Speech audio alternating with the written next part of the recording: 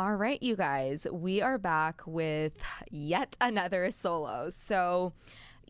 I feel like you guys like my solos, and I always say this, but I've always been really hesitant to do them, but I'm trying to do more of them just because I get a lot of DMs from you guys on Instagram and just like specific questions that you want answers to. So today's episode, I'm actually going to focus it on travel and health and wellness while traveling. So I'm going to do a quick little catch up because if you follow me on Instagram, you'll know that I was just in Italy. I was there for a week for a wedding. So we were in Puglia for Sana and Max's wedding, which was so fun. And we also spent a few days in Rome. And it was such a fun trip. I didn't actually realize how much I needed it, but I've come back and I feel like I'm just operating at this insane capacity. Like I'm just full of ideas and just so inspired. And I don't know, like when I go on trips like this, it just proves how important it is to kind of step away and like almost switch up your routine to kind of be extra productive again, and also how unrelated things have such a huge impact on how you do things on a day-to-day basis. So I'll give you guys like specifics, but you guys know that when it comes to reading, I do love business books, but at the same time, I really like non-business books too. So Robert Greene is one of my favorite authors, and I'm currently reading The Art of Seduction. I'm actually almost on the tail end. I'm very sad because his books are just so good. But the reason I like books like that is because you look at things across history and see how you can apply it to day-to-day life today. And I felt like that's what Italy was, but on like obviously a much more immersive scale. So while we were in Rome, we did a couple of tours around the city, some art history tours, and Nish and I both love art history. And I just thought it was really fascinating. And also, I just loved to ideate on how I could apply things that I've learned in history to how we do things at Array. So I just thought that it was incredibly inspiring. And this is, I guess, a note to any other very type A, career-driven, ambitious person that I think that those periods of time that you spend away from your business or work or whatever actually do end up being very productive in a different kind of way. So that is what I've been up to in terms of like, my summer travel. I'm actually leaving again for the south of France for my birthday. So this trip was actually planned for a long time. We planned it at the beginning of the year because every year we do a trip for Nish's birthday and a trip for my birthday, and I picked south of France. Italy was much more last minute to attend a wedding. It wasn't originally in our plans, but we were like, we're definitely not going to miss this. So a lot of travel coming up, and Italy, I feel like I was my own guinea pig a little bit because I was trying a lot of different things, and a lot of it really worked well for me, and so that's what I want to share with you. So number one is, a lot of questions. What were you doing when it came to food? So I have a few kind of things that I just like to stay true to. So number one is I always start my day with a savory breakfast. And that typically means either like vegetables or eggs. And I will do that before eating anything else. So even if I'm going to have a croissant or I don't know, whatever it is you want to eat, like croissant is typically like the only like starchy or like blood sugar spiky thing that I would eat in the morning. I will always do that after eating a protein and or some vegetables. And the reason I do that is, of course, if you've listened to the Glucose Goddess episode, you already know, but essentially we want to make sure that we set ourselves up for success and don't have blood sugar spikes across the day. And you set yourself up for success by making sure that you don't have a big blood sugar spike at the start of your day. And how you do that is by having a savory breakfast, aka something like protein or vegetables or something fibrous. And that's when I do that, even, I obviously do it when I'm at home all the time, but even while I'm traveling, it just makes me feel really, really, really good. And I feel like I've just started my day off on the right foot. So that is number one. Outside of that, honestly, guys, like I was never like really like, oh, I am gonna eat this or I'm not gonna eat this. I was very much like enjoying myself, eating whatever was there. I'm not the type of person who's not going to eat pasta or pizza or whatever it is that is available to me on when I'm traveling to Europe.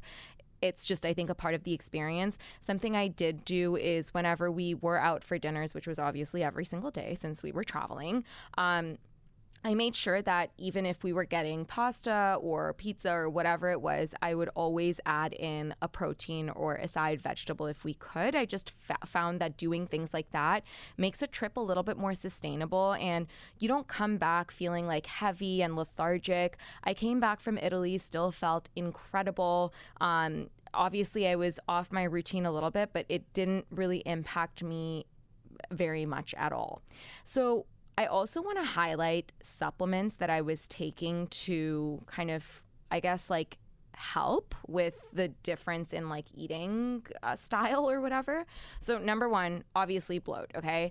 I took it on the airplane. I always do when we like as soon as we were taking off, because even I feel like when I'm traveling like on the actual plane, my digestive system really slows down, and it's so hard to digest food on flights, which is why we all deal with airplane bloat. And I find that if I am eating on a flight, taking 2 to 3 bloats prior to that really helps things. So you guys know typically I take bloat after my meal, but when I'm flying, I take it before, because I just know that inherently if I'm going to put anything into like inside my mouth and down my stomach, it's going to bloat me when I'm on my flight. And so having it almost as a preventative measure is so helpful. And you know what? I obviously took bloat right before, or like right when we were taking off. Nish didn't. And when we were at our layover, he was like dying from being so bloated. And I was completely fine. And I was telling him that like no matter what, every time we travel now, he should be taking bloat as well, because it's so helpful. The second thing that I did, which I also did this while I was in Italy last year, and I've talked about it even on last year's travel-based podcast, is berberine. Now, listen, guys, I know that berberine is all the rage on TikTok, and there's talk of it being nature's Ozempic, and I'm just going to put it out there and let you guys know that it is not like nature's Ozempic. It is actually more like nature's metformin, because the function of berberine is that it improves insulin resistance and helps your body metabolize and process sugar. So this is very helpful because I was eating way more starchy carbs and sugars than normal. And so berberine would just really help me break things down and make sure that I was processing them a little bit more efficiently. Also, in terms of dosage, I did 1,500 milligrams split between 3 times a day. So essentially 500 milligrams across the day. So I would take one after breakfast, one typically before lunch, and one before dinner or after dinner, depending on, if I was home like quick enough after dinner. So that was kind of supplements in terms of like what I was taking for digestion typically. And then of course, like before bed every single day, magnesium biooptimizers, you guys know the drill. I'm obsessed with them. And our sleep capsules, that really, really, really helped me deal with any sort of jet lag type symptoms. I felt like I slept extremely well my whole time in Italy. There was not really even an adjustment period, if I'm being honest. We flew overnight when we got there, but I made sure that I didn't like go into my hotel and go to sleep like at 12 p.m. because that's when we got there. And I was obviously tired, but I was like, I'm just going to power through the day and have an early night. And obviously took magnesium, sleep, and I did that throughout my whole trip and felt incredible. Okay, so I think that one of the, I guess, concerns when people travel is, well, I'm going to eat like this and then I'm going to feel like shit when I come back because I've like gorged my face and, I've been off my routine or whatever, okay? And if this is you, I am just going to stop you right there, because let me tell you guys, I ate whatever was there in front of me, okay? Like, obviously, I wasn't overeating. I was eating to the point where I was comfortable, but I was eating things that I don't normally eat here in LA. Like, I was eating lots of pasta. I was having gelato. You know what? I've done gelato 2 times a day, okay? And I came back and I had lost weight. Okay. And the reason is, I think, number one is, of course, like, quality of food in Italy is fantastic. But also, if you are active, you're not going to gain all this weight. Like, I'm sorry, that's just not how it works. And so while we were in Rome specifically, we were walking 20 to 25,000 steps a day. We were eating until we felt full, never beyond that. Maybe like once or twice beyond that, but, like, you know, for the most part, we were eating until we were comfortable, and we were moving loads. So when we got to Rome, so Rome was like right at the end of our trip. We like started in Rome and we finished in Rome. And the hotel that we checked into in Rome didn't have a gym, and I had been working out while we were in Puglia, which is where the wedding was, and I'll get into that in a second. But I was a little bit annoyed that my hotel didn't have a gym, because I would start my day with like a quick 20-minute circuit while we were in Puglia. But I was like, okay, it's fine that this place doesn't have a gym. At the end of the day, it's a few days that I'm here.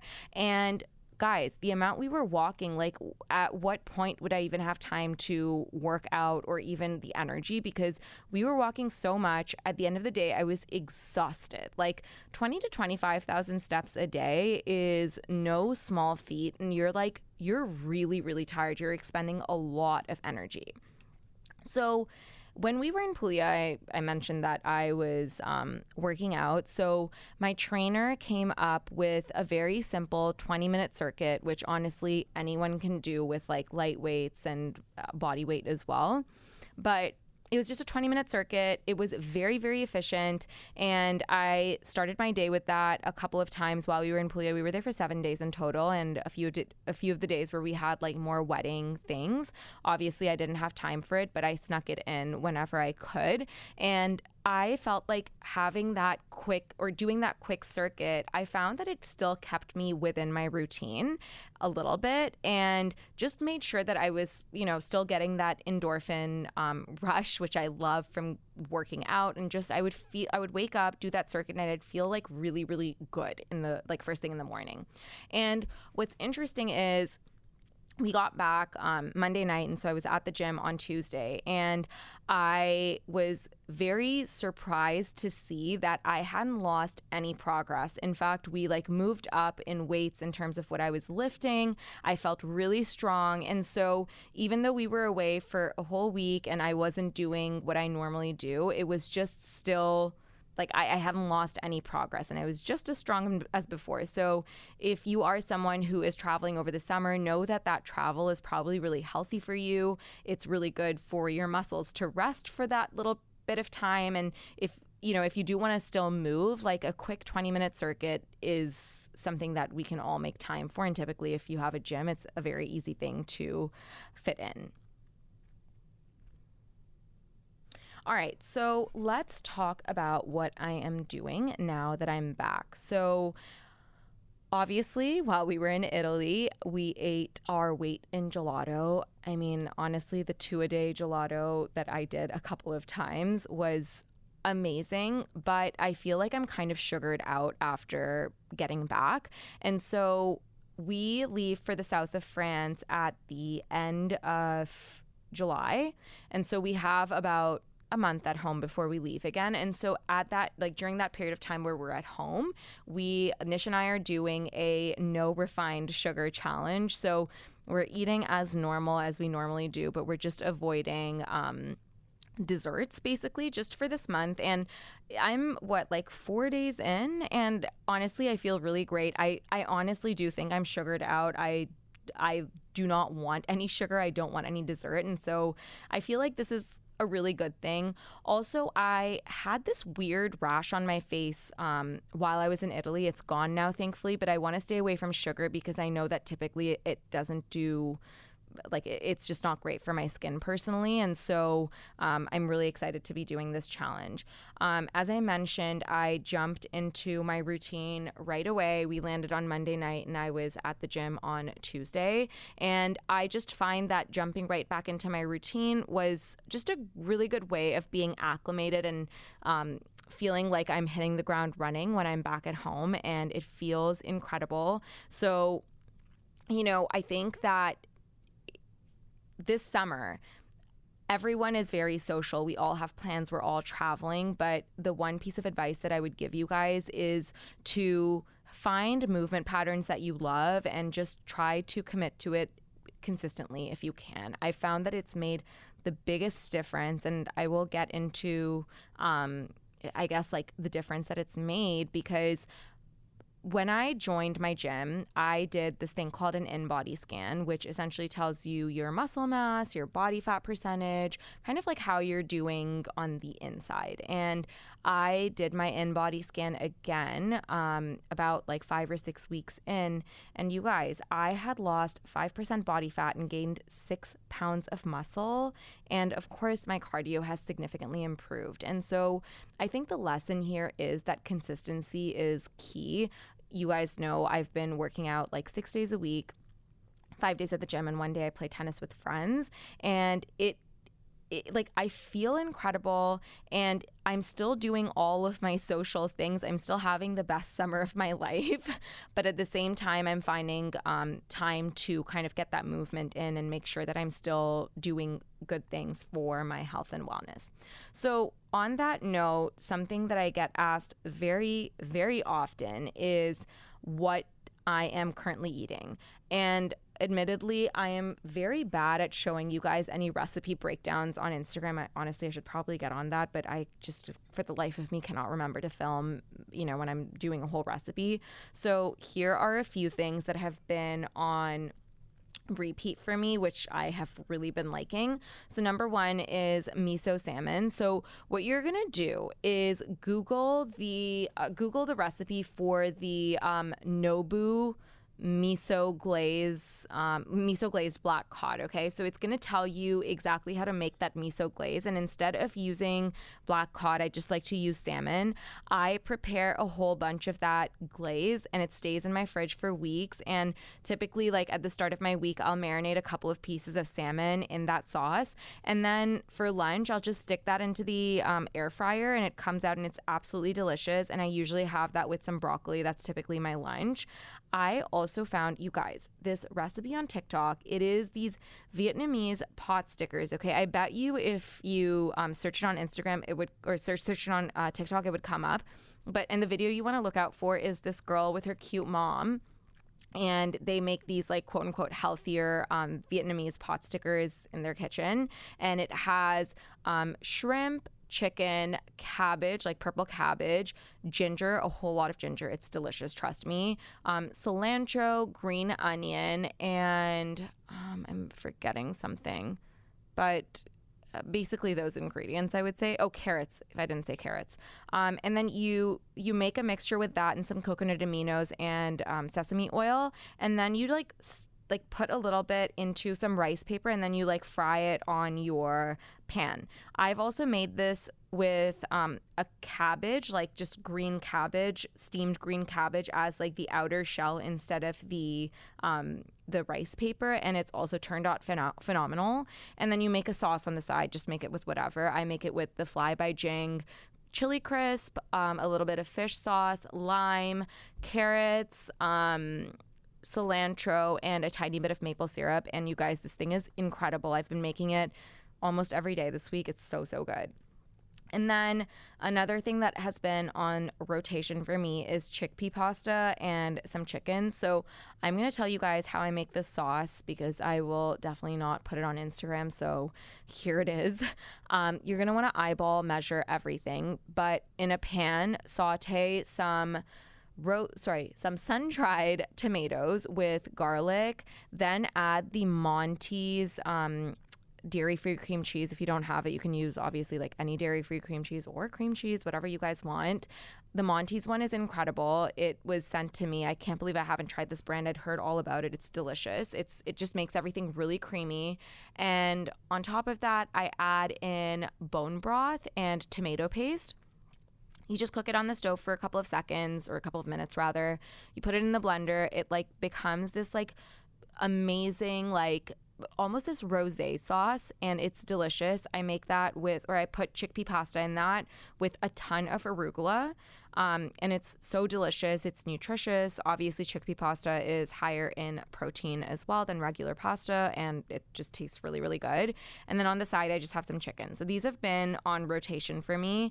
You guys have also asked what I put in my smoothie. So again, I'm going to share that right now because I will definitely not remember to do that on Instagram. So in my smoothie, half a cup of any nut milk. I do almond. I have been doing 2 scoops of protein. My favorite is the Metcon Chocolate Whey. You guys, this is definitely the best protein powder I have ever had. I actually switched over to whey protein after speaking to Max Lugavere on my podcast.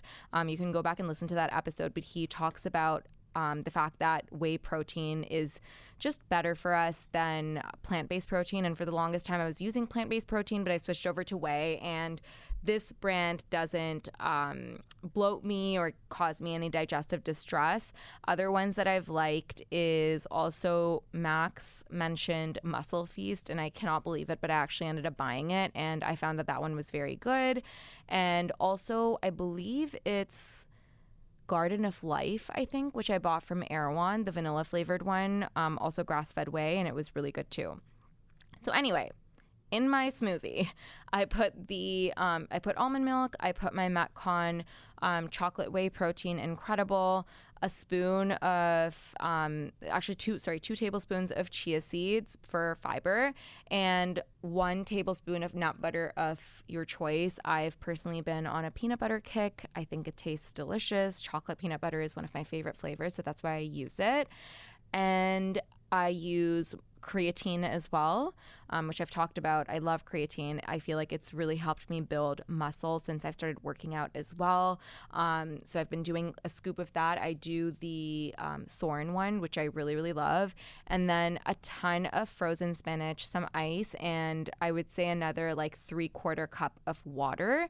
I blend it. It's delicious. I do that as one meal because I'm not someone who can cook 3 full meals in a day. I just don't have the time for it. And making sure that one of my meals is a protein smoothie just makes things a lot more manageable. And I mentioned this on my last podcast with like all the health updates, that one of my goals was eating more frequently, 3 meals, and just being really particular about that because I was upping my protein intake and just making sure that I'm not having these like energy slumps throughout the day. Having 3 meals a day has helped with that immensely. So that was something that was just really, really helpful. Okay. So the key takeaways here for you guys. Number 1, consistency, which is something that I have obviously echoed throughout this whole episode. Whatever it is you're doing, just make sure you're being consistent. And this is, advice that I've gotten from people like Melissa Wood and Megan Roop and Leah Bartha. Like every fitness person I have had on the podcast has said that the consistency is much more important than the length of time you're spending working out. And so throughout the summer, as we have all these social plans, just try to get in 20 to 30 minutes at like a regular routine like you normally would. I find that it will just do wonders for how you feel, whatever your health goals are. It's just consistency is key. Number 2 for me is that combining weight training with conditioning is incredibly important. So obviously I told you guys that I have gained all this muscle, like lost body fat, whatever. And I do find that the reason is because of that conditioning and weight training combination. You guys know I've been lifting weights for over a year now. Wow, I cannot believe that it's been over a year, but yeah, over a year now. And only recently have I started to combine it with conditioning. I find that my cardiovascular ability has increased immensely. And interestingly enough, my resting heart rate has dropped and my HRV has improved. And I think that that also has to do with just overall cardiovascular ability. So I find that that conditioning has really changed the game for me.